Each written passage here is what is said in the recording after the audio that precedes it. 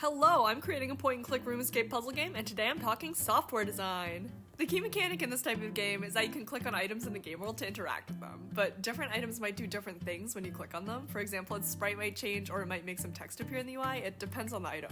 So I started by writing a generic script. It's called onClick behavior. The only thing it does is provide an overrideable function, interact, which has absolutely nothing in it. And that's because I want different stuff to happen when we interact with each type of item. The interact function is actually implemented in these more specific child behaviors. These behaviors all inherit from the parent onClick behavior and override the interact function that they inherited with their own more specific functionalities.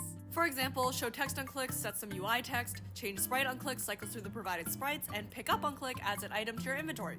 I also wrote a whole bunch of other onClick behaviors like place sound onClick, move onClick, destroy object onClick, but I won't get into all of them. But how do we actually detect when an item is clicked on? That's the work of another script called Clickable. The Clickable behavior does all the physics raycast stuff to detect when an object's collider is clicked on. When it is, the script runs the interact function of any and all onClick behaviors that are attached to that object. And for all the curious Unity lovers, I'm using the new input system for this. I created a custom input action called click, and all the clickables are subscribed to the onClick event upon being enabled. So that's the overview of the script setup. The next thing I did was put together combinations of components into several prefabs which allow for simple level building. As an example, let's say I want to create a box that opens and closes. I drag this prefab into the scene. It has a sprite renderer, 2D collider, clickable behavior, and an onClick behavior attached. In this case, the change sprite onClick one.